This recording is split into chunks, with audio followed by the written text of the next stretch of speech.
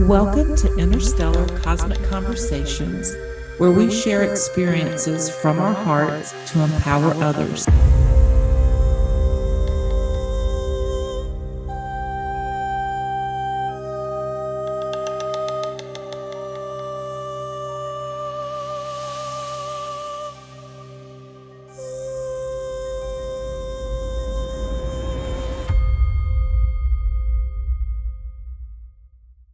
Today, our guest is Robyn Iacuone.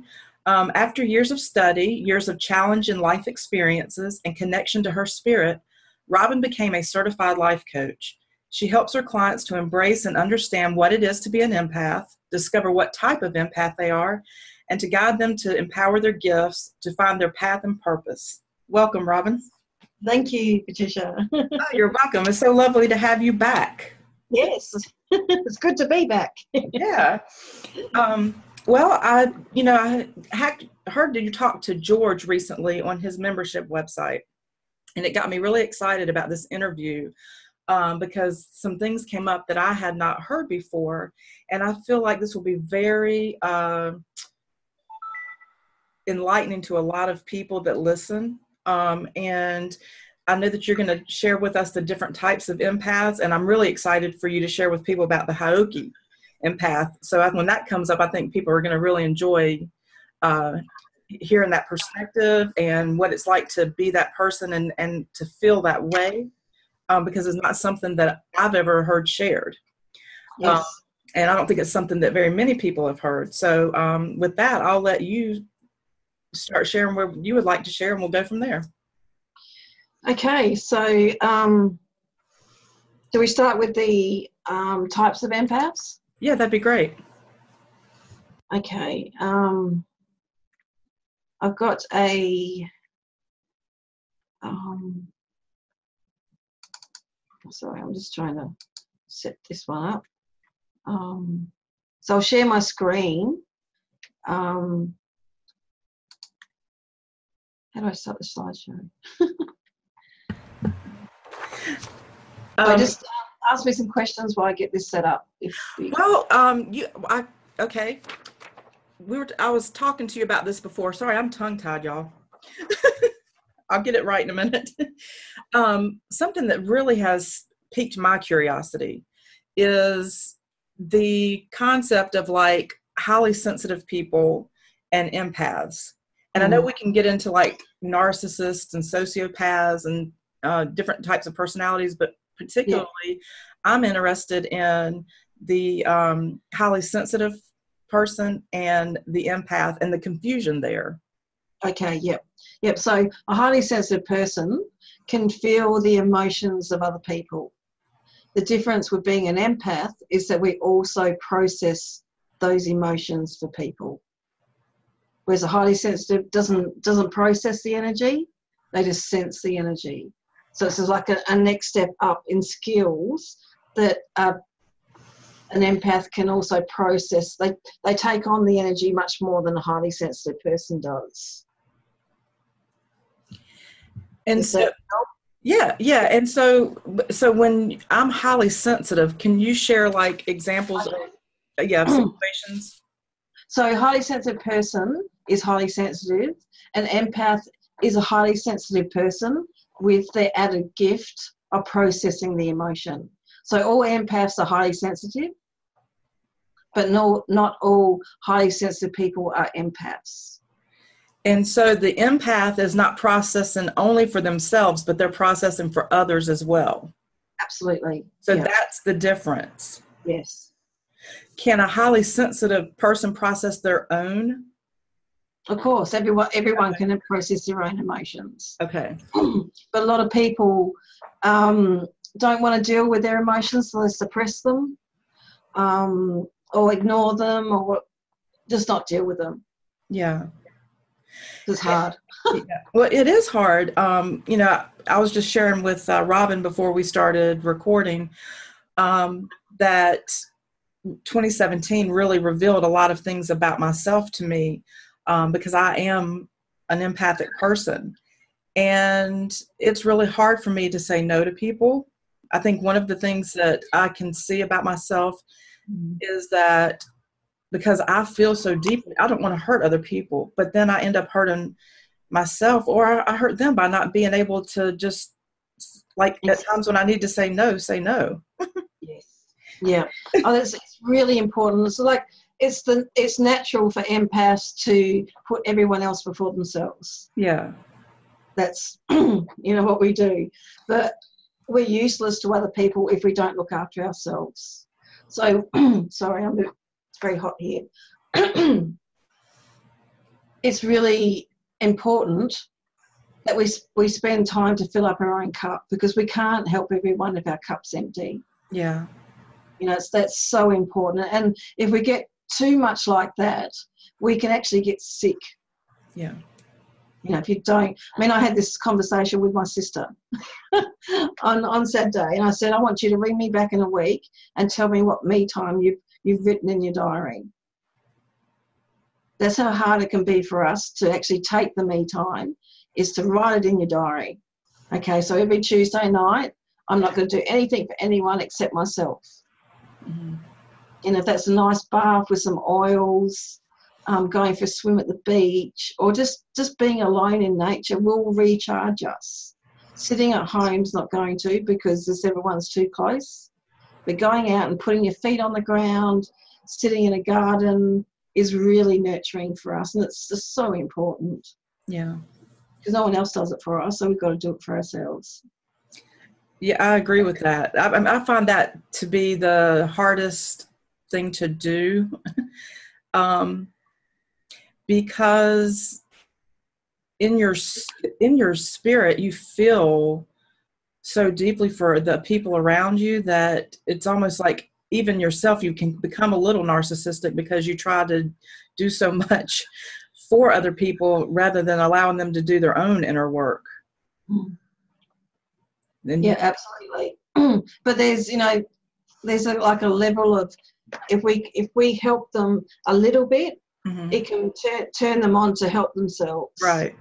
Yeah. Exactly. Some words that we say to them, if they're stuck in their own stuff, they're not going to be able to see it properly. But we can just say one or two sentences that will trigger for them to do something with that energy.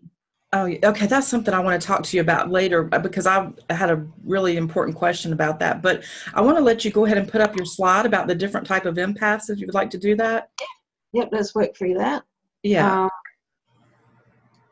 Do you see the green share your screen button at the bottom? There you go. And then from the beginning. Okay, so this is what every empath is an emotional empath. So this is the ability all empaths have to varying degree of strength. And I'll talk about the strength's the important part as well. It's when you feel and sense the emotions of others, and it can be difficult to differentiate between the two. The unskilled empath can be overwhelmed in crowded places because there's an overload of emotions. We can feel uplifted when at a high energy music concert and suffocated when in an angry mob. So it's a lot of, oh God, it's having, the people around that we don't know which is ours and which is theirs. Like for me, the classic example is when I get into a crowded train. I can look down the train, I can see the energy around the people. And sometimes it gets too much, so I just have to get off and stop and then catch the next train. Because there's, especially with people coming from the city, and I don't go into the city very often, but I went in last week, and their energies are so dead. You walk around the city and it's like no one's home. They're so shut down, there's no one home. So do you get to feel something like that as well, Patricia? I do.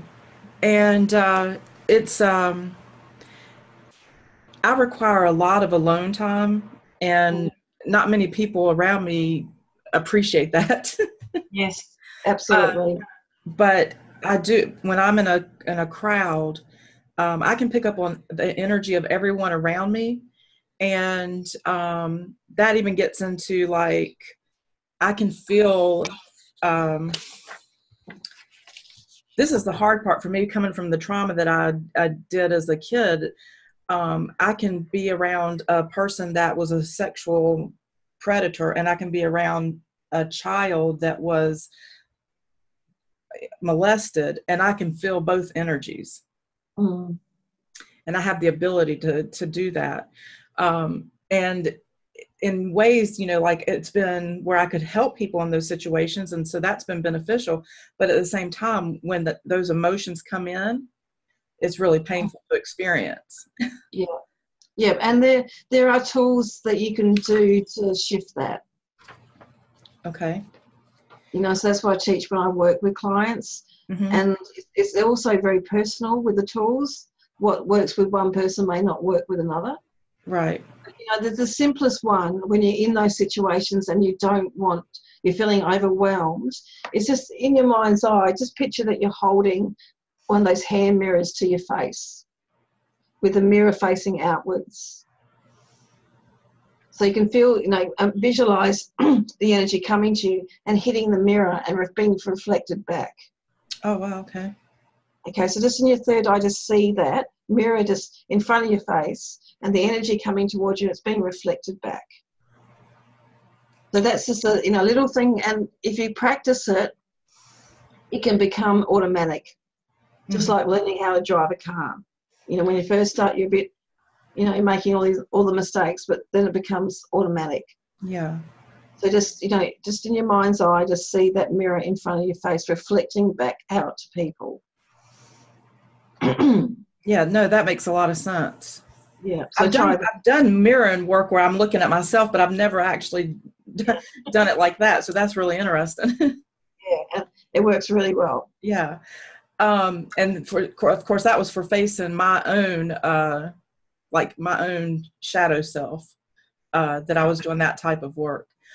Before we go on to the animal empaths, this is a webinar and everyone's welcome to share. So I just wanted to ask, since we're talking about the emotional empaths, is there anything that anyone would like to share about their experiences, and see if, or ask any kind of questions that you might have for Robyn? Okay, on to the animal empaths. Okay, so we know who in the room is an animal empath.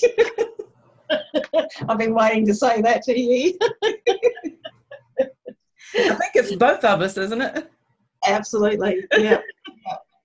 And this is a really beautiful one to have. So they have the ability to feel the emotions and understand the needs of animals around them.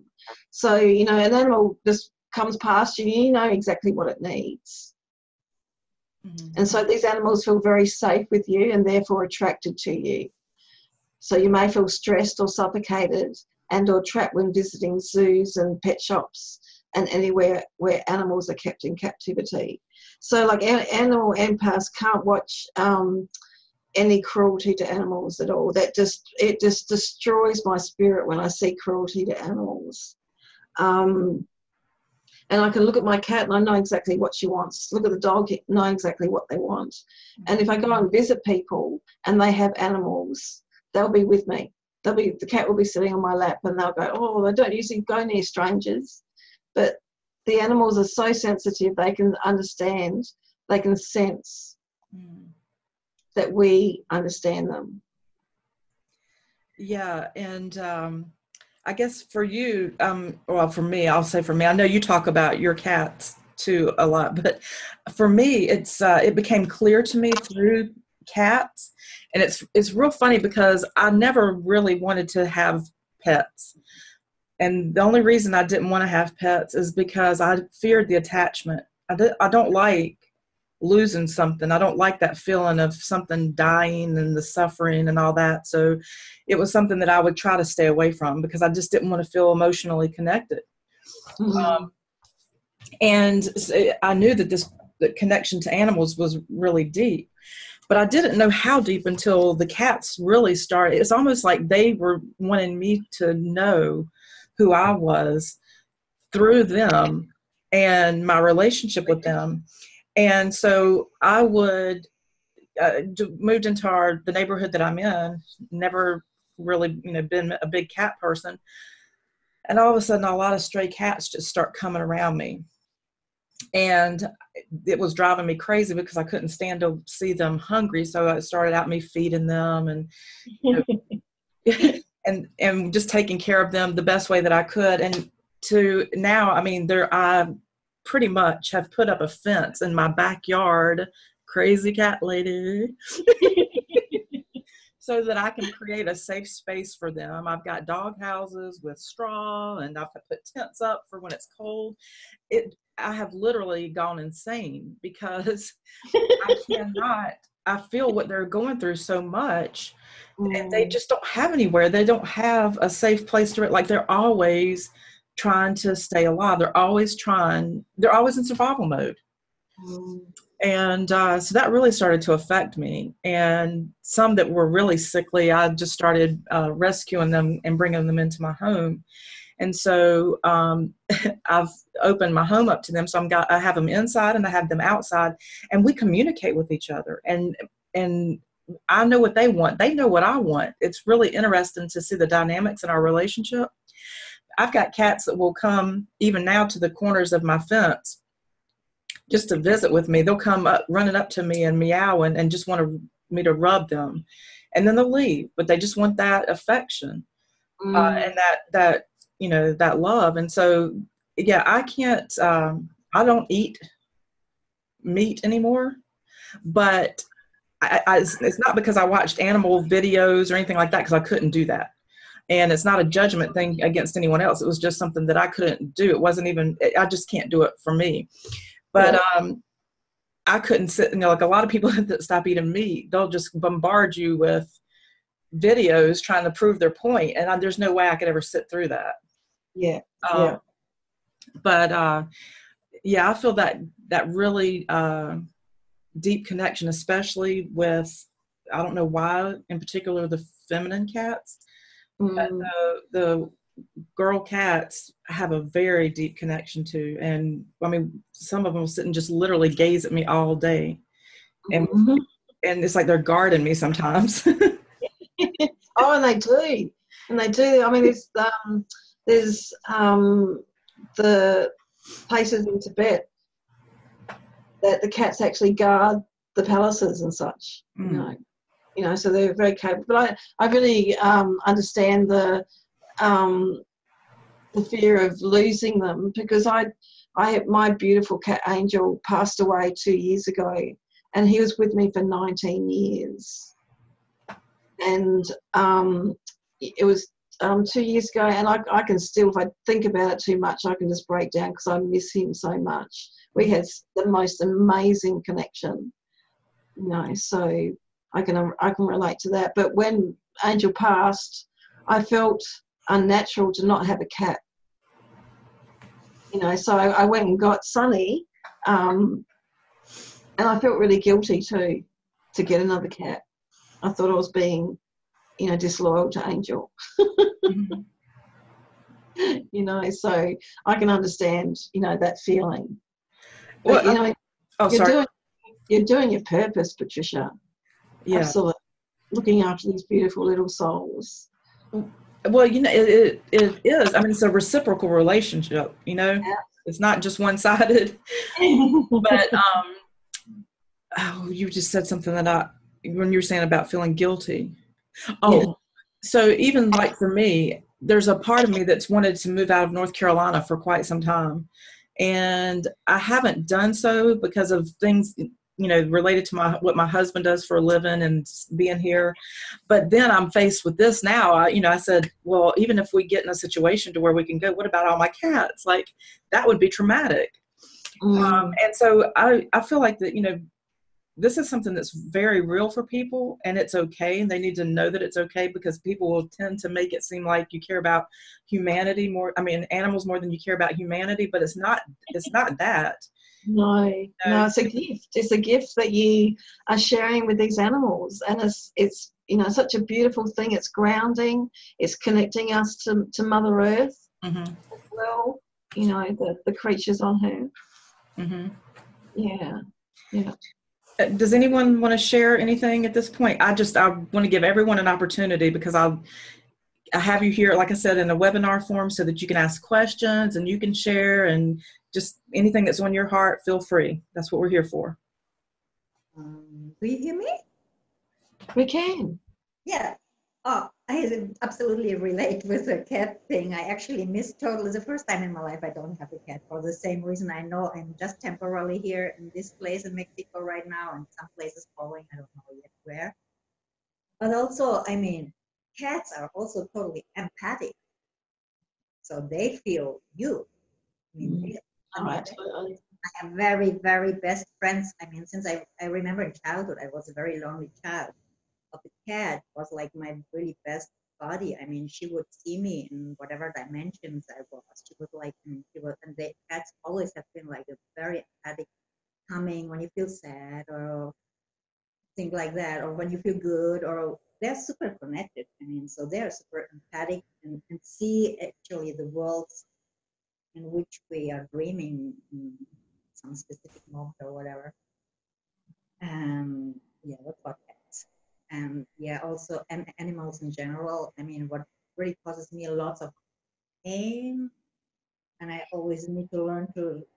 I'm just learning now, getting 16, like learning to, how do you say in English, detach a little bit of this, sort of like not letting it come in so much, but like the dolphins in the ocean. I mean, that's a lot of for me, feeling their pain of the contamination and everything, and the sound waves they're doing. So, but I'm very connected with both. So just that. Yeah, and I do feel that I feel what you're saying too about them being empathic. Um, Especially, I've got this one female cat named Gypsy, and if I don't feel myself, she will come and just sit right in front of my face, and she'll look at me eyeball to eyeball, and just talk to me, and kind of just give me like this emotional support and love, and she does it for whatever length of time, and I mean, she's just very comforting, and she'll sit right with me, and she won't leave my side. So it's pretty amazing. Yeah, especially when you're really upset about something, they don't leave you. Yeah. Yeah. Okay, so do you want to go on to the next type of empath? Earth empaths. Okay. Yeah. So they have the ability to read the energy of places and of the earth. Earth empaths can sense the energies of the earth and may feel anxious, have headaches or physical symptoms before or during events such as earthquakes, tsunamis, and volcanic eruptions. The feelings usually pass when the event has occurred. Mm-hmm. So this is, all the types that I'm mentioning today are the most common ones, but there's probably a lot more of them, and I'm discovering more, as I go along. But this one's not a very common one. It's also related to the next one that I'll share, which is the global empaths. So the global empaths are similar, but they feel the emotions of those involved in the catastrophes. So they can, sit and see an event on TV, and they can be overwhelmed by the emotions of the people experiencing the catastrophes.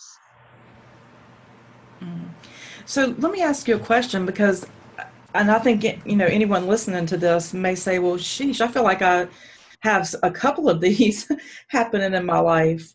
Absolutely. Yeah. So there's, like I said, that with the first one, every empath is an emotional empath. And then there's you can be more, you can be all of them, you can be a touch of all of them, or stronger in one or the other. When I work with clients and we go through this process, I get them to write down a score out of 10 for each of the empaths. So say global empaths, you might be 2 out of 10 or 1 out of 10. But as you write them all down and see the score that you've got, you can see where your strengths are. And the more an empath becomes skilled and learns how to be an empath, the stronger that they get. My empathic skills are just, over the last couple of years, it's just gone skyrocketed. Mm-hmm. Just because I'm so into, you know, researching and understanding and speaking to empaths, my skills have just gone through the roof. Yeah. Well, does that make you, do you feel more emotional as going through that process yourself? More emotional, no, more in check of what's mine and what's other people's. Okay. I've definitely gotten stronger to tell what's mine Mm-hmm. and what someone else's is. And my love of being by myself has grown. You kind of get a bit, come on, get on with it to other people. But having the time alone, because I work from home, my husband goes off to work. So I get to spend a lot of time to myself, and I think I'm much stronger for it, that I can handle the time that I spend with clients. Yeah. When the global and the earth, I don't know if anyone in this chat has experienced this before, but if you start to look at what's going on earth and you start to feel like nauseated or lightheaded sometimes, I started watching earthquakes, and I didn't know why I became so obsessed with earthquakes, but there was something that was just telling me watch earthquakes. Mm. And I started realizing that anytime that there was a pretty good sized quake, that I would start to feel nauseated. Mm. And sometimes I couldn't even hold my food down. Yeah, that'll do it.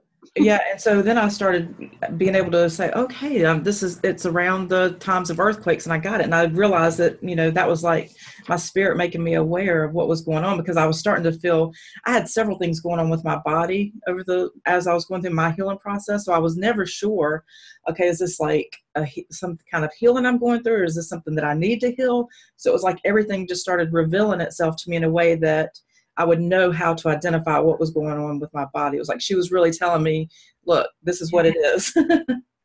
You know? Yeah. And so I could sense that with earthquakes. Yeah, so what you're actually doing in that process was helping Mother Earth get through the earthquake. I mean, you can imagine Mother Earth would have to feel something when her body was having an earthquake. Yeah, definitely. Yeah. A lot of empaths, we kind of share things on an unconscious level with Mother Earth. You know, that's why we're here. Yeah. Okay. Yeah, thank you. Okay, so then we have the healing empaths. So they have the ability to feel other people's physical symptoms and sense their physical ailments. It can be different to tell your physical ailments from others. Hospitals are very overwhelming, and if healing empaths have to stay in hospital, it can take a long time to recover. So because we're, you know, the recovery is because we're taking on the people around. And I was in hospital this time last year, and when I got home and looked at myself in the mirror, I thought, oh my God, it's not even you. I just took on so much crap from other people. The whole medical world is, won't go into that one. You know, the control over people that the medical world have it makes me sick. Mm-hmm. You know, so just even visiting someone in a hospital could take me a couple of days to get over, because there's just such negative and thick, heavy, controlling energy in a hospital that it's just so against who we are. Right. And see, I've also thought about that too, when we are just the fact that a lot of people don't know what an empath is, or that they are an actual empath, and they go and they see a doctor and they get medicated and they don't allow themselves to go through these feelings. You know, that itself. Yeah.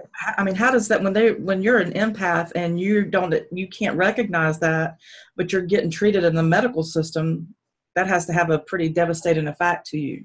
Absolutely. And it's one of the control systems on us, because, you know, the things that the medical world have done to me have made my life so much harder. It hasn't stopped me, but it's like they want to stop you. And drugs, pharmaceutical drugs are the best way to do it.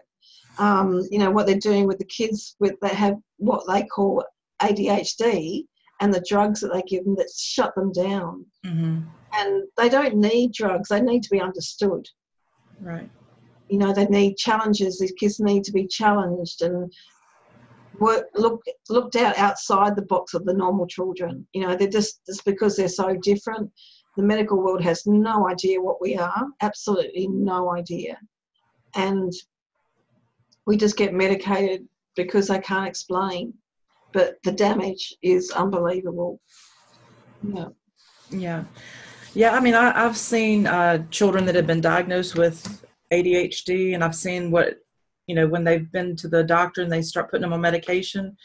I observed this in one, you know, child particularly, and it was almost like she stopped feeling, she stopped responding to anything. She was just sitting in silence most of the time. Yeah.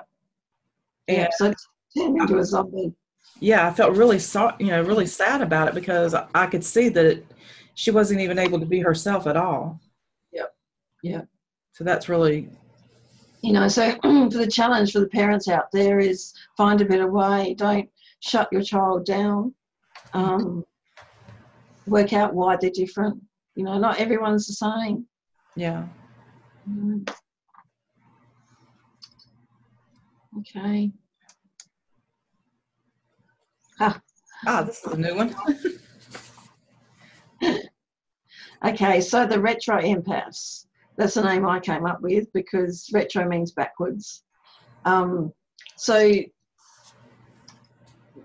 the retro empath has the ability to mirror issues in others. And what's really, really important here to understand is that we all have the ability to mirror for other people.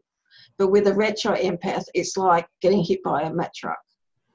The power of our ability to mirror issues for others is much, much stronger than the average person. You know, we all know that the universe is reflected in what's going on inside, but the energy, the medicine of the retro empath is really, really strong for that. Well, and so you brought up something that is a really big question for me, because I know that just in looking at some of the things that came up in my own birth chart have to do with triggering other people, and knowing that I'm an empath. And I'm curious with what you're sharing, and this is what I'm hearing with what you're saying. It's like we're here to trigger people in a good way. It may not feel good, and it's not with bad intention, but you do trigger them, and they either think you're fantastic or they want to, you know. Yeah, absolutely. It's a really, really hard part about being a retro empath is that you make a new friend and they really like you, and then you get really, you know, go out for coffee and have a great time together. Then a little way down the track, they don't want to talk to you anymore. Yep. That hurts, you know, to begin with. But, you know, the reason is because we're triggered in something in them. And the way our society is that if someone triggers something in you, the natural response is to run. Mm-hmm. There's very little people that have the courage and the intelligence to know that what we're doing is actually helping them. It's a really great help. Yeah. You know, and, you know, another part of the retro empath is that they do things backwards. And where a really important part of being here is the balance, because everyone's moving forward all the time. The energy is just rushing forward. Mm-hmm. And to bring a balance to that, the retro empath does the energy backwards. There's not many of us on the planet. So we have also this responsibility of balancing the energy out. And can anyone relate to what Robyn is sharing on this? I can relate to a lot of what you're saying, Robyn, and I've had a few thoughts come up with the different types of empaths. I love this retro empath. I almost want to say a Jedi, like a Jedi empath, because that's what this one feels like to me. It's like balancing the force. It really is like balancing the force.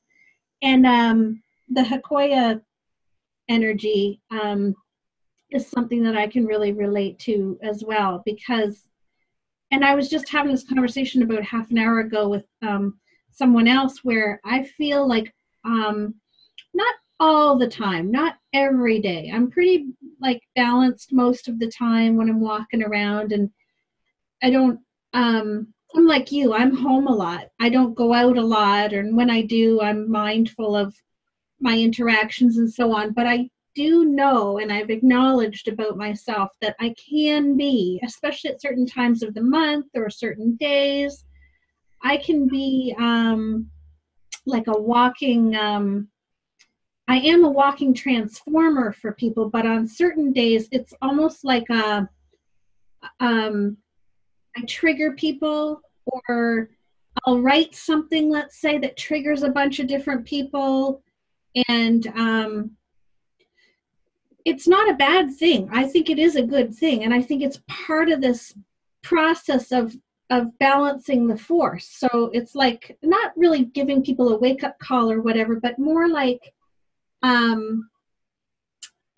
don't necessarily do it intentionally. Like most of the time when I'm writing something for me, but it'll just have that kind of an impact on people around me, where then they get, triggered, and then they'll say things back or whatever. And I've become aware that that happens to me a lot in my life, where I'll trigger other people. Totally unintentionally. I'm just saying what I want to say, how I want to say it, but it affects people in a weird way sometimes. Yeah. And then when that happens, it's good for me too, because not that I need to be more mindful about how I say things, but because it triggers within me this fire, like an inner energy or an inner fire that says it is okay to say what I want to say. It's okay to express that thing. It's actually good for people to, do a double thing. Like a lot of my writing is not meant to persuade anybody or to have people agree with me. It's meant for people to think. It's meant to bring up stuff for people to see, and they can all have their own perspective on it. Like I open stuff up, not to try to persuade or encourage in a certain way, but more so that people can think about it. Just do a think about it. Well, how does this apply to you? Like people might even read something I write and think, what perspective is she coming from? But in order in trying to figure out my perspective, they have to figure out their own. And that can be the triggering part of it. And so, and it all just happens organically. It's not like I set out to do whatever. It's just happens. And that's why I call it the medicine. Yeah. It's a medicine. It's not something that we consciously do. It's our medicine we have no control over it. It's got a mind of its own. And it will come out in what we say or what we do. We don't consciously do anything. It's a medicine we carry. And it's a really beautiful medicine as well. So it just works through, and I notice it. Like it's like I'll notice that I've had this impact on somebody, or I'll notice that I've really affected somebody, and it's all okay. Whatever happens. It is what it is. But then I have this awareness of all of these other things and how it's made me whatever. And it's all very good what comes up, and sometimes necessary and needed, but it can be difficult. It can, if people, when they're triggered, depending on where they're at, absolutely. Run programs and do, and I can't control how other people will see something, but I am aware that I am kind of like that. And I call it like more like a Jedi. That's a really nice way of looking at it too. Yeah, and we're good people. We're not doing things to hurt people, but a lot of people just react and they feel they mirror the energy back, and they're just not ready to deal with it. I don't want to, but if we just have just plant a seed that down the track that will blossom, and we may not see that or become aware of that at all, but that's that's our medicine. And something else I wanted to say about cats, just going back to the cats for a minute. Lately, I have 2 cats. When I have animals, I always have at least 2 of them, because I feel like they need to be able to communicate and speak their own language and like lick each other and stuff. And I'm not going to do that for them. So they need like a buddy, you know, but, with my cats, and I have 2 and they're brothers. They're just barn cats that, you know, somebody was looking for somebody to take them. So I went out and my intention was just to get 1. But as soon as I got there and I realized there's 2 and they should be together, and I was an only child, so I know what that's like to be, you know, whatever. So anyway, I got them both. But anyway, the one cat recently, I've been having, in the last week or 2, I've been having a lot of dreams. Like I've been having a lot of very like lucid dreams and very vivid dreams, pieces of my day showing up in my dreams, like portions of an article or portions of something. Like, for instance, just for an instance, on Facebook the other day, one of my friends who's Italian made an Italian pastry, and she posted a picture of this pastry, and it was her mother and her grandmother's recipe handed down, and she wanted to make it because she misses her grandmother and her mother, and they're in Italy or wherever. So she made it, and she posted a picture of it on Facebook, and it looked gorgeous and everything. And, you know, I noticed it, and I probably liked it or whatever. But later in my dream at night, I had a dream where I was in like a health food store, like a grocery shop. And I'm in the grocery shop, and I see this tray of what was her goodies, her baking goods. I don't even know what they were called, some Italian pastry, right? I see this tray, but it's all gone, and there's a sign that says sold out, right? Sold out, and it's her, and I'm thinking, oh, her bacon's right here. And it was a lucid dream. So I really actually felt like I was in the store, and I saw that, and it all was connecting up and whatever. And then something happened, and I woke up, and my cat is like looking right at me, like just like looking big, like as if my cat was right there in my dream with me and knew exactly what was going on while I was asleep, and was right there with me. And like I opened my eyes, and he's looking right at me, and I'm like, you know exactly what I was just dreaming. And we didn't say anything to one another, but I really felt like my cat totally was with me while I was in the dream state, and was going through it with me. And I woke up, and we just kind of looked at each other with this knowingness. Mm-hmm. And so I don't know if that makes any sense to you. I don't know if it's just something that I'm feeling, but that's how it felt like truth. I think I've been having a lot of dreams this year as well, very realistic ones. And I think it's just because we're making the transition between the 2 worlds. I think it's our spirit getting us used to being in both places at the same time. Mm-hmm. Yeah, could be. Yeah. And so you're saying that the cat is already in both worlds and totally gets it. Yeah. And with you in emotion as well. She would have, I mean, he would have, you know, picked up on what your emotions were in the dream as well. Yeah. Oh, you know, I totally had the feeling like I did not need to catch the cat up on anything. Like I woke up and it's like total knowledge was already in place. I didn't have to say, did you know that I just dreamed that? Like he was there. He got it. You know, I get that, you know, he was interested in the food as well, and he was telling you that he was hungry.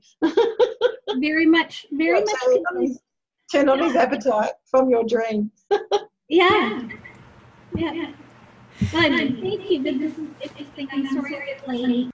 No, it's fine. I was kind of stumbling all over myself in the beginning. It's because we started late here, and I think I was a little bit tired, but I've gotten rejuvenated. But so a couple of things came up for me because I really want to go deeper into this retro empath. I want to go deeper in a discussion on that. I want to share some more about the triggers, and then I also want to talk about the dreams because both of you inspired me to share some things and ask questions. The triggering, and when you say it's medicine, it's it's something that is, when you're in the moment, it feels very uncomfortable. It feels a little painful because you see what a reaction the person's having when that's taking place. Yep. But then down the track, when you're interacting, you also see where it was a gift. You'll actually see how it unfolds, and you'll see that it's a beautiful thing. But there are times when there are people that don't want anything to do with that triggering. And I can say you're really fortunate when you don't have, when you can work from home and have little interaction, like in a workplace environment, because most of my life I was working in the corporate world, and I triggered people all the time, and I didn't really know anything about, I wasn't aware, I was clueless. And I just kept thinking, why don't people like me? What is wrong with me? Like, I just couldn't get it. And I'd had a boss that would always tell me, he was like, Patricia, it's like you're out on an island by yourself and I'm trying to save you and I can't. And I'm like, well, don't save me. I don't want to be saved. Like, because I couldn't figure out what it was. I had one coworker that made me cry every day. She was so, just my presence annoyed her so much that she kind of had this like campaign around the office to have me kind of ostracized. Yeah, been there too. Yeah. Well, and so I didn't want her to get the best of me. I really wanted to figure it out. I'm all about resolution. So I sat down with her one day and I said, can you just please tell me what I've done to you so that I can fix it, so that I can apologize, or so that we can, move past this? And she sat with her arms folded and she goes, you ain't done nothing. I just don't like you. What do you do with that? Just don't like you. With that, you're just showing her that she doesn't like herself. Yeah. That's really what it is. And the pain, like, as I mentioned before, the more you learn about who you are, the stronger it becomes. Mm-hmm. And I know in the last 6 months, it's just really skyrocketed. And I've lost 2 of my oldest friends in that period from the fact that they did something to me that wasn't very nice, and I pulled them up on it, and then they just started throwing at me all the things that are bad about me. Mm. And I said to them, really, is this the road you want to go down? And they said, yeah, it's all your fault. Look what you did, and you did this, and you did that, and you did this, and you said this. And I said, oh, okay, see you later. Mm. I had to let them go, and that was really painful. Mm-hmm. But I'm not responsible for how they feel. Right. They had an opportunity to grow from me. They could instead of yelling at me, sit me down and talk to me about what they were experiencing, and then I would have had the opportunity to show them what the mirror was saying to them. Yeah. But, there's 2 types of people that will, be complete victims, and those who are responsible for their lives and will learn and grow from that. Yeah. And there's also something I'd like to say about all the empaths, how I mentioned before, that you can be, you pick all the ones that I've spoken about and score yourself out of 10. So you can be 1 out of 10 or 10 out of 10. With the retro empath, there is very much that scale. And something that, there's also clues about your life that show you, these as well. So with a retro empath, the showing that you're very, very strong with this energy is, number 1, is being born breech. So coming out the body backwards. I was footling breech. They pulled me out by my ankles. And I can't stand anyone touching my ankles because of that. And the other one is being dyslexic, which, as I explained in the interview with George, dyslexic people, the vibes go around the brain differently than a normal person, so they go backwards. So, with retro meaning backwards, the more backwards stuff you have about you, the stronger this energy will be. And one thing that really helps sometimes when you feel very wound up is walking backwards. sometimes when I get wound up, I know it, and I walk around the house backwards, and it kind of reverses the energy. So that's a lot about the retro empath, is reversing the energy. So, you know, that's what a mirror is. We reverse the energy back to the person, and they can see that mirror. My chiropractor used to laugh at me because I got on the bed backwards. You know, so it's the energy of moving backwards, which is a very strong part of being a retro empath. That's really interesting too, because I've done something for years that I never really would have paid attention to. It would just be like something quirky, like if I was on a track and if I was walking with my daughter or my husband or whoever, I would tend to do a light jog backwards and communicate like that. Yeah. And I didn't know why I was doing it. Yeah. It was just... So, yeah, just something, you know, to notice about yourself. You know, you know, some people read magazines backwards, and just when you get really strung up, that's a really good practice to do, is just walk around the house backwards. This is so interesting to me because someone had shared when they first met me, had shared that they thought that I was hokey. And I didn't know what it meant at the time. And so I looked at it, and then I started just like observing different things about myself, and never really associated it with the empath part.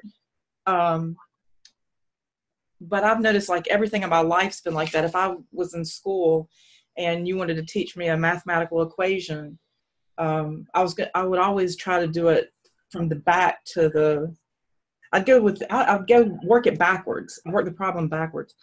Or even if I get a book, I'm not a big reader. That's one of my, I have a hard time reading. I really like being visually able to learn things or able to put my hands on things more than I like to. I mean, a book has to be really good to get my attention. But even then, I always go to the back first. I have no idea why, you know, but I will go to the back, and then I'll go to the beginning. And so this is, I mean, it's just kind of, I don't know what to do with it. It's just, this is really kind of blowing my mind. I do the exact same thing, Patricia. I read the end of the book first, and then I read the beginning. And then I'll read like magazines or like short articles. I'll read them forwards, but I understand them better when I read them backwards. So I do it forward and backwards, and it totally makes sense. Yeah. It's the same for me. And it's almost like too, like I know if I'm going to even want to go with the book too, if I look at the back, like I'll know if it's worth me reading if I start at the back. And like when I was at school in English, I mixed up my B's and D's and my Q's and P's. So I was, you know, really got bad scores in English because I spelt things wrong. Yeah, that's really interesting. So any more questions about the retro? And I was going to ask anyone if they had anything else they wanted to share, and then you can go ahead and go to your next slide. All good? Okay.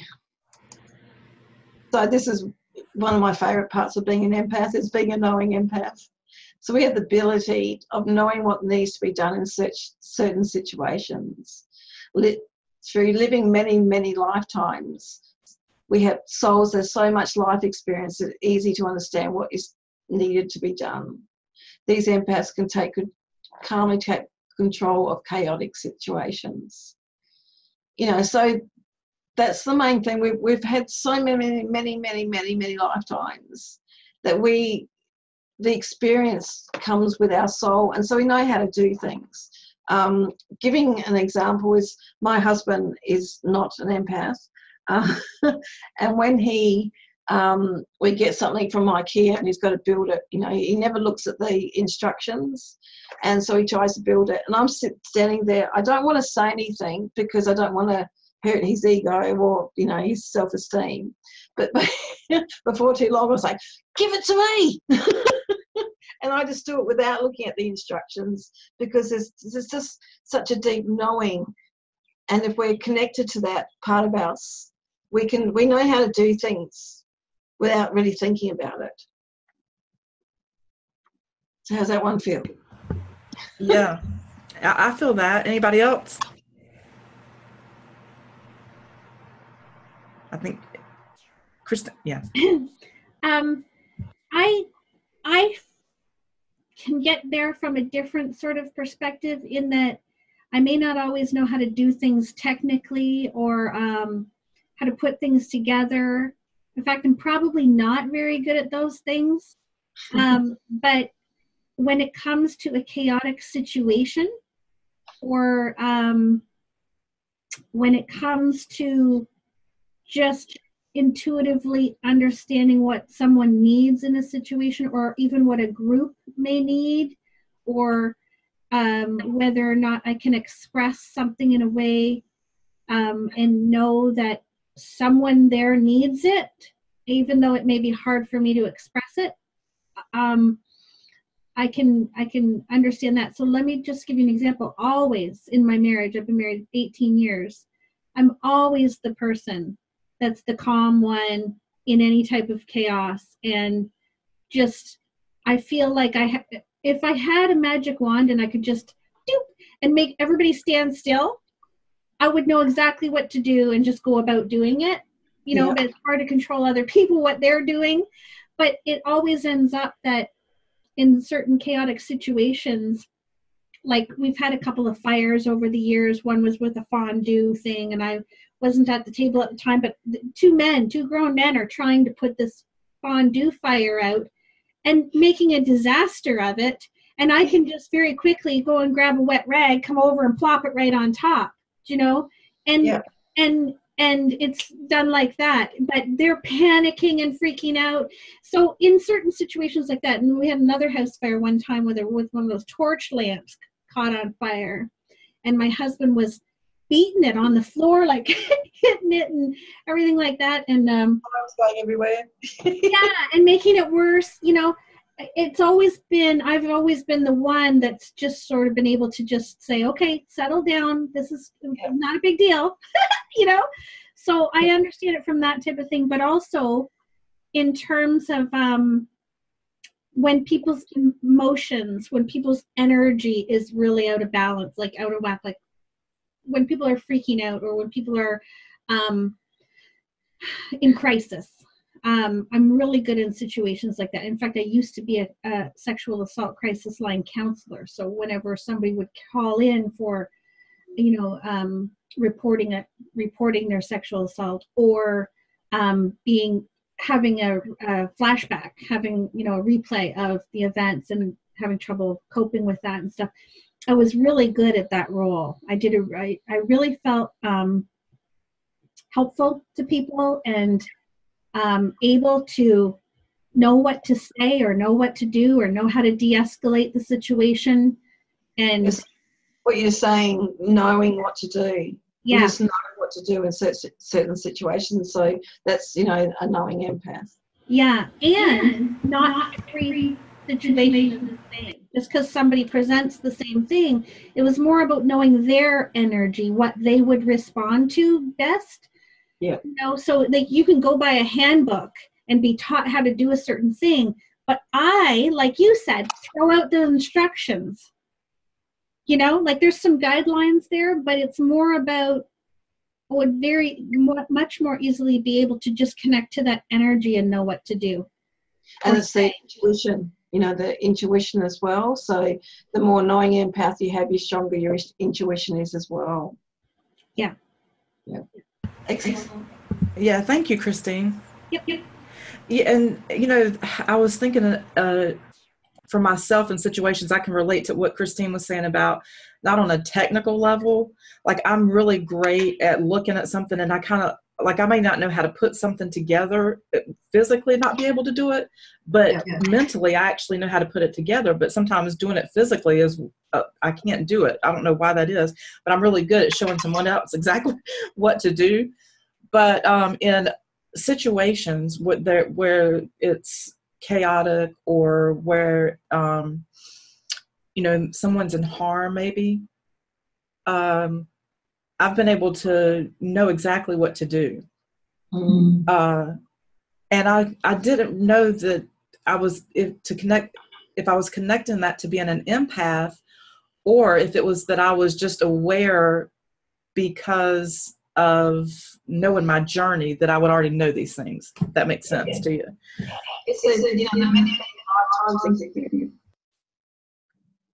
Well, so like I had a daughter that died when she was 5 weeks old, and as soon as I woke up, like it was really interesting because I didn't know that she was going to die, but deep inside I did, because I treated her so differently than I did my twins.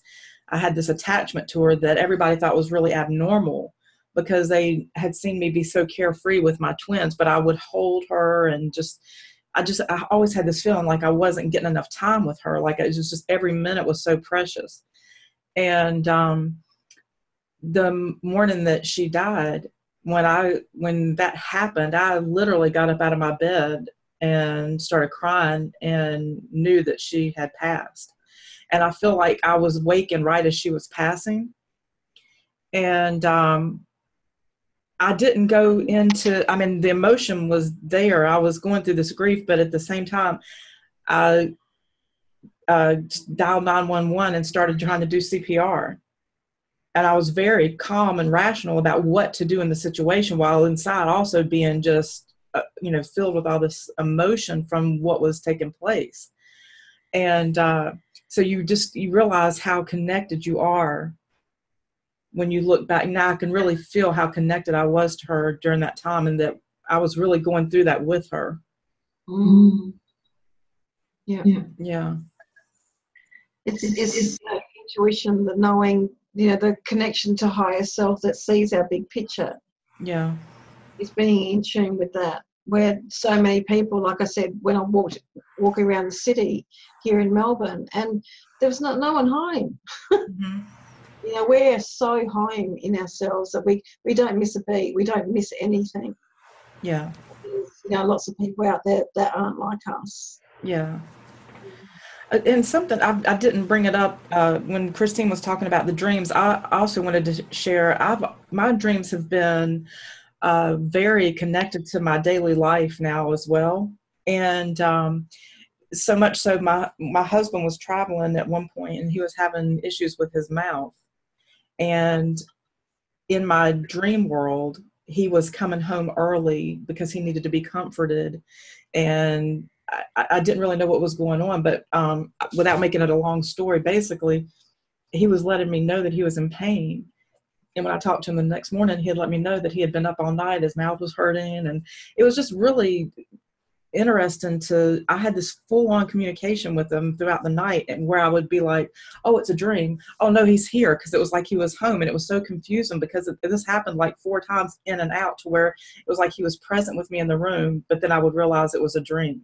But I was really connecting to what was going on, and he was in another state. Yeah. I really think there's been a shift. When I was at Uluru and talking with Laura, she did a process of opening the 13th gate at Uluru. And I felt I was there at the time, and I spent the morning sitting on the rock. So it seems to me there's been a real strong shift since that happened. Okay, she's talking about Laura Eisenhower, and she just did an event in Australia with, was George in that event? George? No, no. Not this one. Okay. He was in the next one that they had organised, yeah. Okay. Yeah. Okay. So I think there's just been a really strong shift, and we're connecting. If someone said to me, it's like, the split has occurred, a group of people going that way, and there's another group going this way. So it's really starting to happen. Yeah. Yeah, I started feeling that myself. You can feel where your relationships, how they've shifted, like what you were sharing earlier about your friends. So I'm finding that I really feel that a lot. Yeah, so that's exciting, mate. Yeah. Okay, does anyone else have anything they want to share at this time? Okay. Okay, so move on to nature empaths, and most of us are this, and if we don't feel like we're this, we're not spending enough time in nature. So with the ability to sense and feel the energies of nature, such as plants and trees, you will find these empaths working to support Mother Nature. All empaths feel much better when in nature, as a connection to Mother Earth is much better nurtured. You know, so for those who can't, you know, they live in cities and they never go out and feel nature, you know, they're just really missing out. We all have, this is a part of us that is really important to nurture. You know, whether it's, you know, just sitting on the ground or going out to beautiful, the more beautiful, the more connected we become to it. So it's a really, you know, grounding is the most important thing to empaths.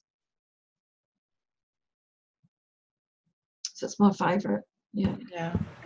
It's funny because my you know, energy really did feel off today, and I didn't really get to do very much grounding or connecting. And so right before this, I went outside and I was like, I just have to be in nature a little bit because I felt so out of kilter. My energy felt really off. And so I went out and I just connected with the tree. I just stood outside and just literally hugged a tree beforehand to try to bring some kind of calmness to what was going on inside of me. Mm. And I noticed a shift, but I was still shaky. My energy was still off, and that made a huge difference in me going and connected with nature beforehand, because I was actually, there was something just very funky in my energy field today. Yeah, yeah. And, you know, the water is a part of that as well. So it's really, you know, I can't live without being in water every day.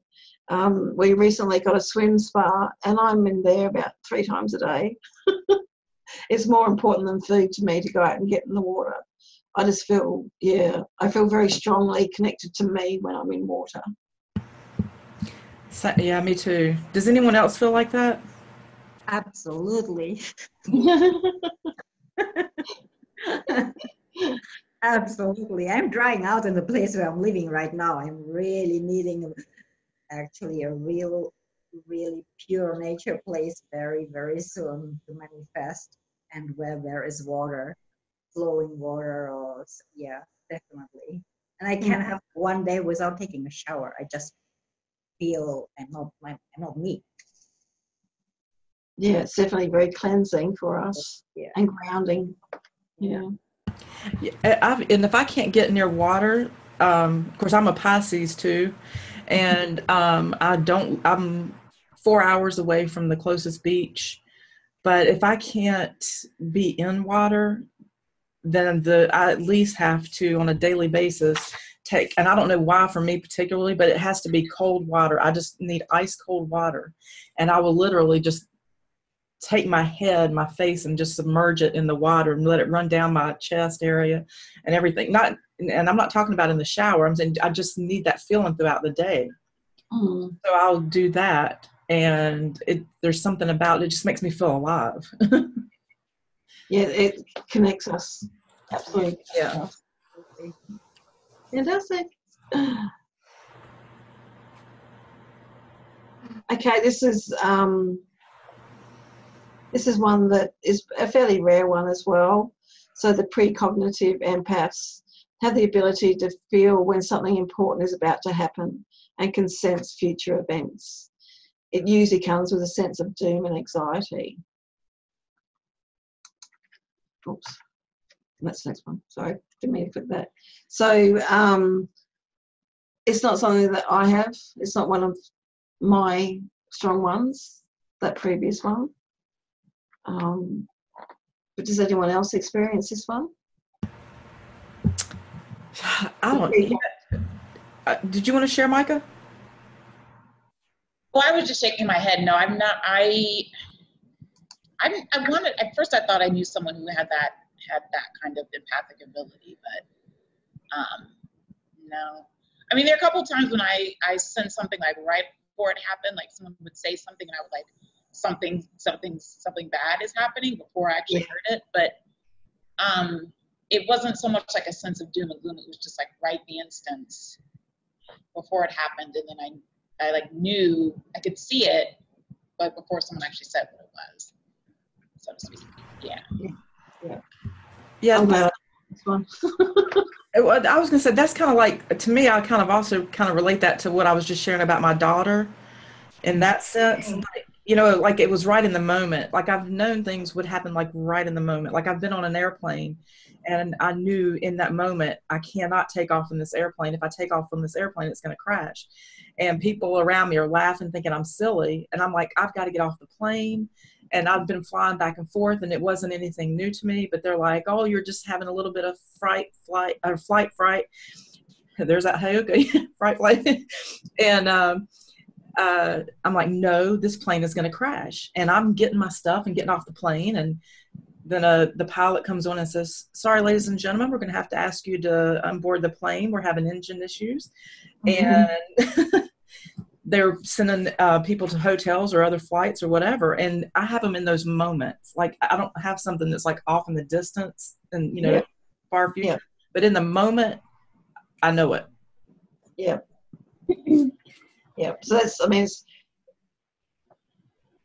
we can, that's very common as well for us empaths is, you know, we driving down a street and we decide to turn left instead of right. And then find out later that there was a car, you know, big car accident down that street. You know, again, that's, you know,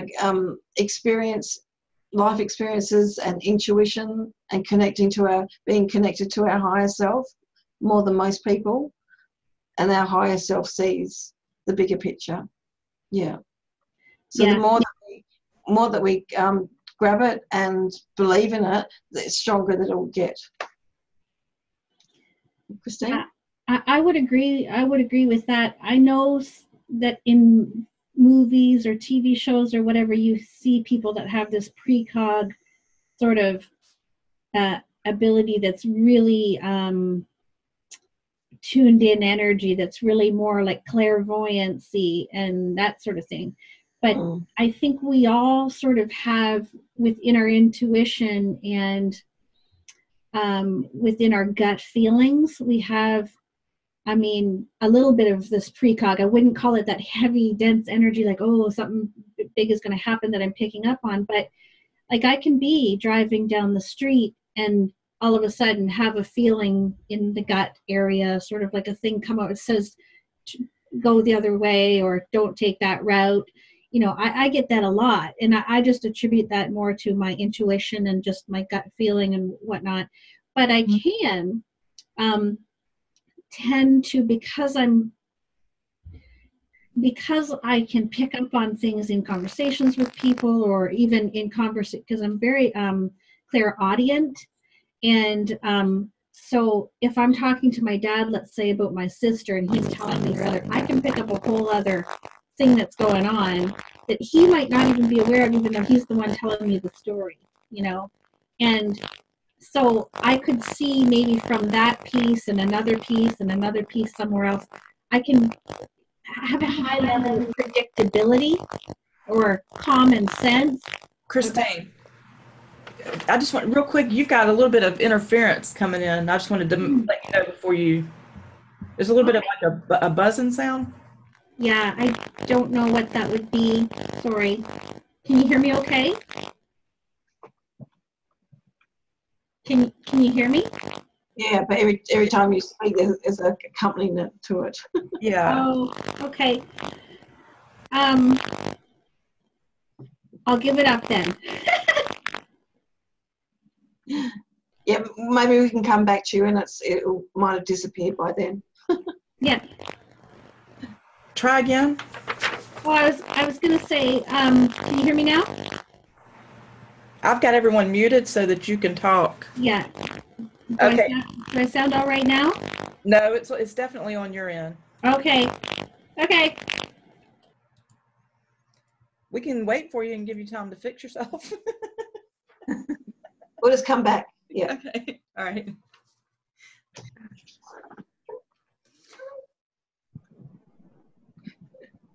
Sounds like a little motor or something in the background, a little staticky motor. Okay, so just moving on to the last one, and then we can open up to more of them. So the psychometric empaths have the ability to receive information and impressions from objects, including photos. For me, it's crystals. I can pick up a crystal and I get stacks of information. I remember many years ago I went to a market and there was a gentleman selling crystals, and he had them all, displayed out on a table. I worked up and I picked up one, and my body reacted by straight away throwing it back down again.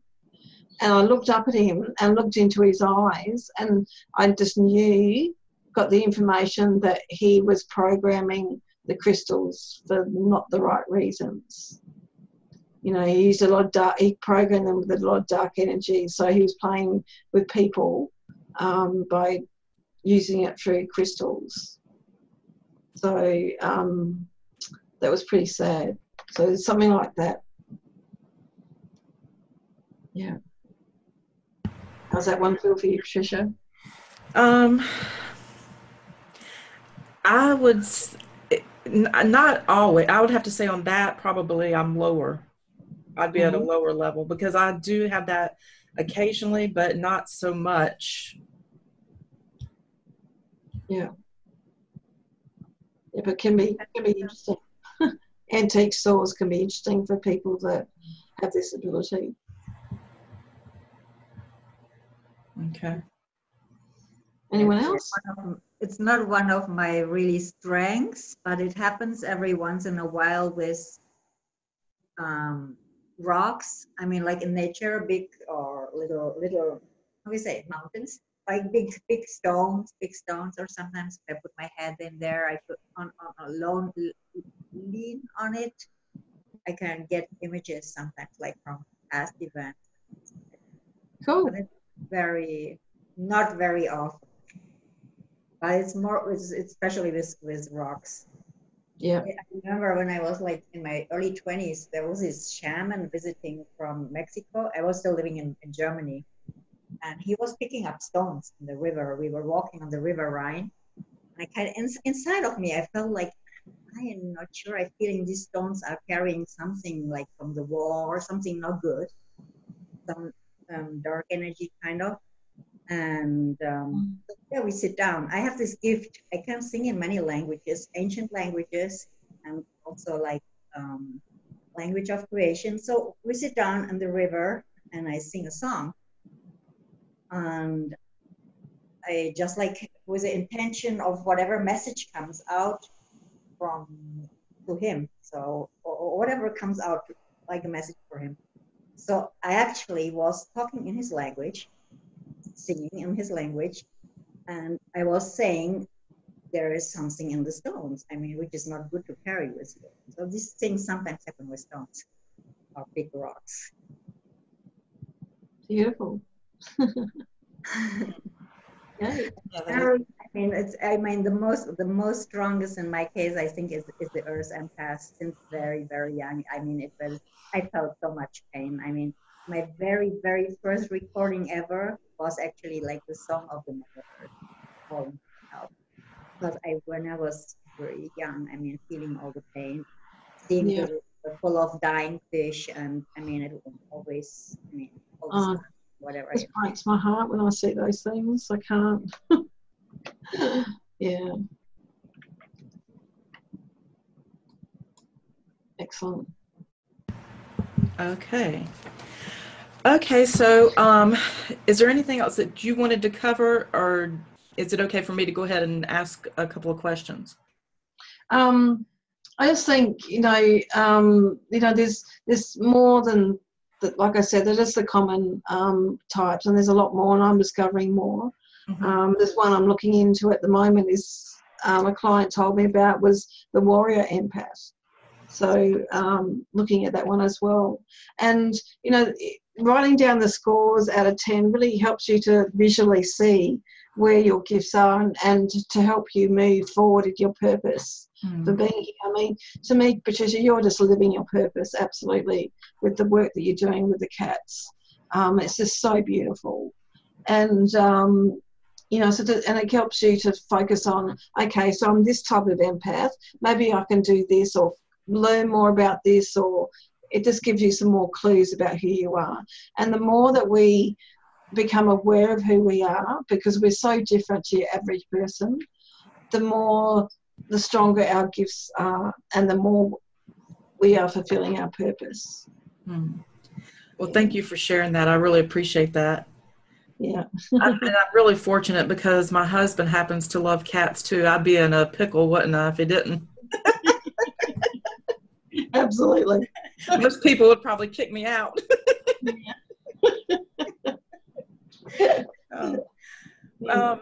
I'm going to let people ask questions and share anything that they want to share, but there's two things for me specifically that I would like to talk about. And I just feel like this is something that we all as empaths have to find a way to navigate through, and it's our relationships with our family, our friends, our partners, especially when they're not empaths. Because like when you feel something so deeply and you were trying to convey that to someone, but they don't get it, that can feel very isolating. Yeah. And you know, I want someone to really feel what I'm saying and understand what I'm saying. And it's like it's going over their head, and I just feel like I don't have a way to connect on a deeper level. Like that is actually affecting my connection. Yes. Yeah. Well, number one, give up. If they're not ready to hear it, you're pouring out energy that's just going down the drain. You know, that's what's a lot of my clients find really, really helpful, is that when they talk to me, I understand. Some clients just have the whole session with me. It's just them talking. For the first time in their life, they feel a safe place to express themselves with someone who understands. And so it's about connecting with each other. There's other empaths who feel that exactly the same way. So if there's people, I mean, my husband, he's not an empath. Absolutely, you know, his passion is the football. But he's such a loving and supportive person to me. That's what I needed, was his support. You know, he's the one who goes out and earns money every day, and that's what I needed. When I get stressed out and, you know, full up, he's there to hug. You know, so each person in your life is there for different reasons. So, you know, talk to me more, Patricia. Tell me all about it. And the other people that are ready to hear it, when they're ready, they will come to you and they will ask you. In the meantime, you don't try and push it onto them, because they're not ready for it. It takes a lot of your energy away to do such a thing. I mean, you really want to express it. You want to help people grow, but if they're not ready for it, it has adverse effect, you know, effects. Yeah. So and just let it go. Yeah. And yeah, thank you. And also too, like one of the things that's really easy for us to do is draw a narcissistic type of personality to us. Yeah. And I just wanted to ask you, what would for anybody that is aware that they're in a relationship where they're an empath and they know that they have a narcissist that's taking advantage of the relationship, what would you say to them? Easy, get out. Just get out of it, because you can't fix them, you can't change them, and all they're doing is zapping your energy. You're wasting your energy. If you're so focused on, you know, pleasing them and fixing them, which you cannot do, there's no way can you do it. Again, it's, you know, waiting for them to come and ask you. And the narcissist won't ask you, because they're having too much fun zapping all your beautiful energy. And then it's this huge distraction. You're not, you're going to be distracted from your purpose. You're going to be distracted from developing your skills. So many things you're going to be distracted from by them. So just simply get out. Okay. No ifs or buts or ands. Just get out of it. Yeah. My mum used to say, I'd rather see you single and happy than in a relationship that's hurting you. Yeah. Well, I mean, it comes in the forms of your, not just your partners, but like distant family and friends, that you've had. And so it's really about respecting yourself and loving yourself. I think one of the most important things for an empath is to go through their own healing process and to be able to love themselves. Absolutely, because we're just so different than, from what society expects from us. Yeah. We have that pressure from society, you should be this, you should be that, and you should feel this, and you should be that, which is just not what happens for us at all. They don't understand. Yeah. So it's quite damaging.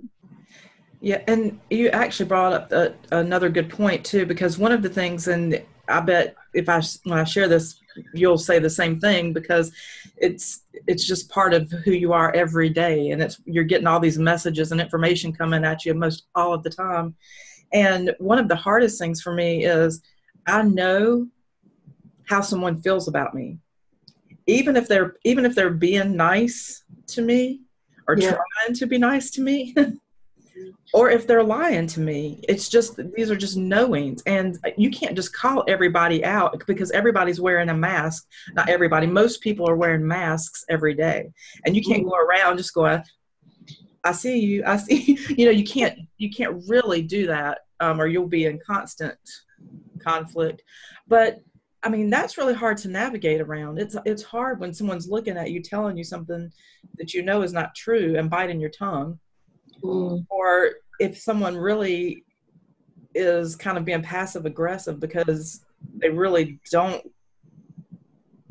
like you or don't like the situation, and again, that's a really good time to stick the mirror in front of your face, in your mind's eye. Okay.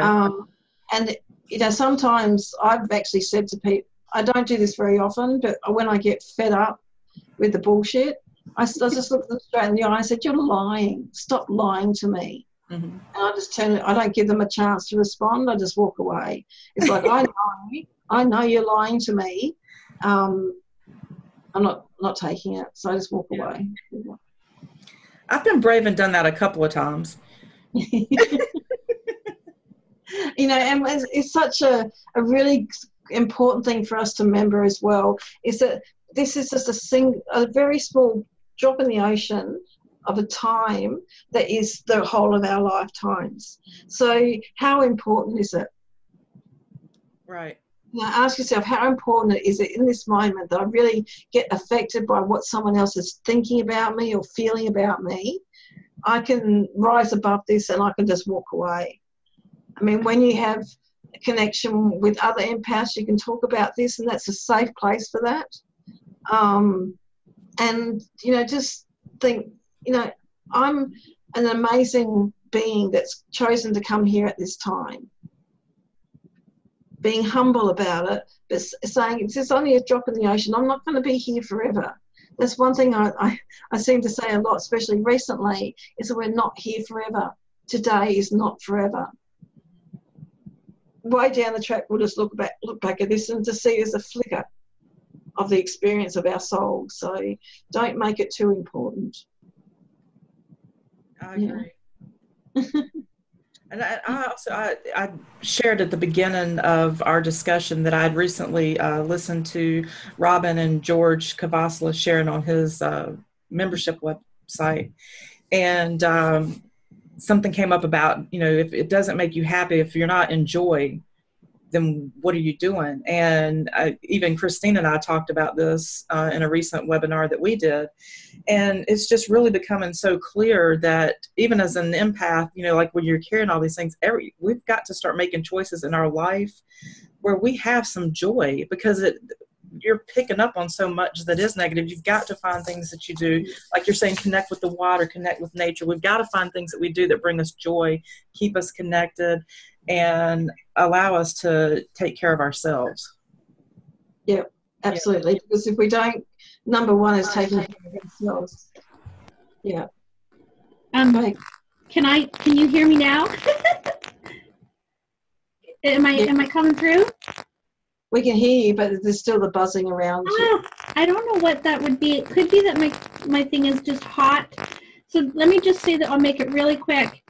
I think the key to that part that you just said, Patricia, about finding the joy and staying in the joy is we need to realize we are the joy.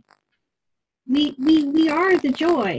So our truthful nature, the way that we are, is joyful, is vulnerable, is loving, is imaginative, is creative, is joy, is beauty, is music, is this who we are. So it's not about we have to find things to do to bring that back in. We just have to bring it out of ourselves and move from inspiration. Yeah. And creativity is a really big part of that. Being creative, take the time to create something. Yeah. Yeah, I agree. Good points. Great points.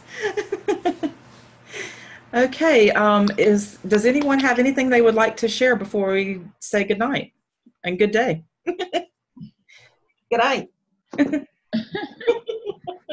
Well, I'll share something. Okay, awesome.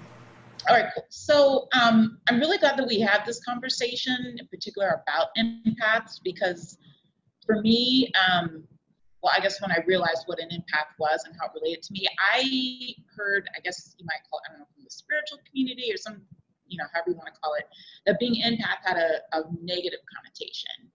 And I don't know if any of you all have heard that before, but I've heard that, I've read that, and I've also heard someone else who's an empath saying that I'm an empath and that's a bad thing.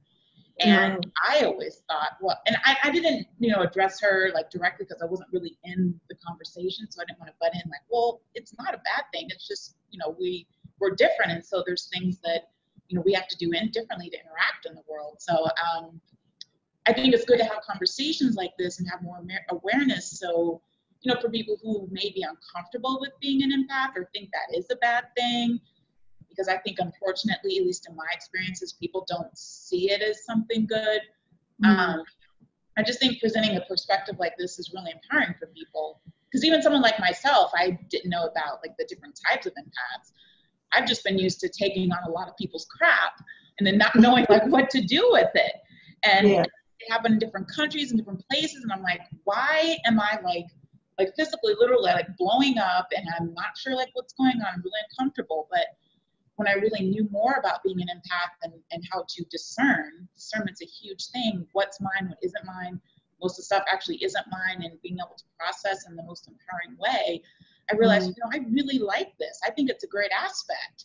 And I just think that, for people who don't think it's a good thing, I would invite them to look at a perspective and understanding really more about who they are and understanding more about what an empath is, because it's something that's really worth embracing and being, and I feel like it's a great thing in being a part of this planet. Not like, we're better than anybody else, but I think so many people put it down and don't like to be that. And, maybe that's because they themselves don't know about processing or not processing things that are not theirs, because that's a big thing.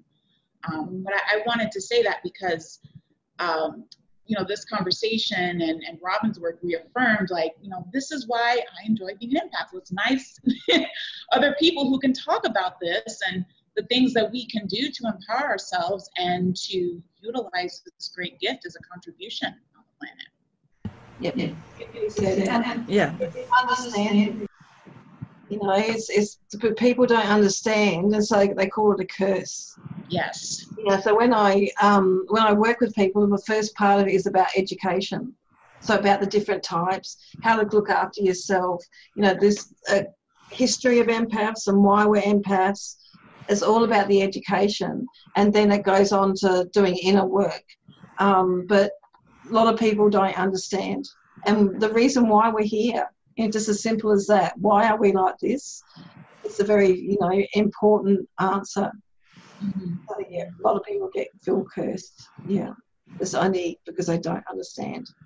Simple as that. So you can turn that around, that feeling cursed to feeling blessed. Well done. Yeah, thank you. Yeah, that made me feel like, also like when you're saying feeling cursed, and in a lot of ways you feel misunderstood. Yeah, absolutely. And that makes us doubt ourselves as well, so that makes it harder. So when you understand why you are the way you are, it's like it just changes. And I've seen, miracles happen in people's lives just from simply from understanding who they are. Yeah. There's a lot of people out there that are empaths, and they're depressed because they don't understand that they're taking on other people's energy. They think the depression, the horrible feelings they're feeling are their feelings, and they're not. So in that moment, you can just get rid of depression without any drugs. Yeah. So I really want to make a movie about empaths. Well, I really, really, really appreciate what you're doing, the work that you're doing. I feel like it's so important. It's so needed, and I just really want to thank you for it. Thank you. I told her when we started that I thought this is going to be like a session for me, because I really felt like I needed it. Yeah. So just, find out those around you, like your family. A lot of people don't realise that being an empath is genetic. And so your parent, at least one of your parents would be highly sensitive, depending on your age, whether they're empaths as well. Your brothers and sisters will be, and the youngest is always the strongest out of the family. And you can also have one that switches, because my brother is a full-on narcissist. The complete opposite of me. He's such an asshole. He's just a real full-on me. And, the things that he's done to the family, Yeah, did you want to say something, Micah? No, well, actually, interesting you say the youngest is. I'm the oldest in the family, but I actually think I could see that my sister may have. I don't think she realizes it. We never had that conversation about an empath, but she's and she's interested in, how I've been growing and developing, and I can see that in her. It's funny, I have a younger brother too, and there's a side of narcissism I could see in him. I mean, not that it always comes out, but it is funny what shows up, and it makes me interested, because I have a cousin who I know is an empath, but she has a hard time processing other people's emotions and feelings, so she turns to other things to like self-medicate, so to speak. And I actually know a number of people on my dad's side of the family who are like that. They turn to other things to self-medicate because they can't take into highly their sensitivities and their empathic nature. So it is interesting how you can spot it in different people, and then how that shows up. And some people don't even know it, but you can see like it's there. Yeah, so the education part is just so important, and it's only, it doesn't take 6 months to learn this stuff. It's only certain things that you've got to learn about yourself, and the relief and the pressure off your shoulders as well from that knowing is what helps you to start doing what you're here for. Yeah, and I see that in my daughter. She's very empathic, and also especially my connection and her connection. We can think of one another, and one's calling the other, or we know what's going on at different times in each other's lives. So that's really strong there, and it's really funny because you're talking about your husband and saying he's not an empath. But he's loving and supportive and exactly what you need. Well, my husband is so loving and so supportive, and has definitely just allowed me the space to do what I needed to do for myself. But he is nowhere even close to being an empath. And so if he says, I feel, I'm like, oh, if you feel, then I know it's going to be the opposite. It's kind of it kills him when I say that. That's where we're very clever, Patricia, because empath and empath is not a good relationship. because you become so messed up in each other's emotions that you can't tell, you know, what's going on, and nothing's really real. So I've got an article on my website about the best relationships, and I constantly see empaths, oh great, I'm with another empath who understand me, but it never lasts because it's so confusing and not very real at all. So to me, the best relationship an empath can have is with a non-empath that is just loving and supportive. It's, to me, it really feels like my husband Dario has come to carry me forward. You know, we've been together many lifetimes, and he's here to let me be what I need to be to do what I'm here to do. Yeah, it was so funny when you were sharing that, because when we were talking about triggering, it was going through my mind. I was like, imagine an empath and an empath triggering each other every day, all day. Just imagine. Sleeping with them. You know, you sleep, you know, you're still getting the energy when you're lying next to them. You know, they don't have to be talking. Yeah. Awesome. Okay, this has been such a great discussion. And if anybody has anything else they would like to share, I'd like to give you an opportunity to do so before we say goodbye. I just would love to say thank you very much. It's a pleasure being with you, beautiful beings. And hold on, my battery. Oh my goodness. Am I still here? Yeah, still here. Okay, I don't know if my camera is on. Everything disappeared, but okay. I just want to say thank you. I appreciate being an empath. It has been not an easy task, not an easy path, but it's a beautiful path, and I would love to say thank you to all of you. And I would love to share a half-minute song if it's still time. A love song to all the empaths, or empaths, earth empaths, or whatever empaths are around. Oh, that would be awesome. Just to say Thank you, Maya. Yeah, thank you. Yeah, thank you.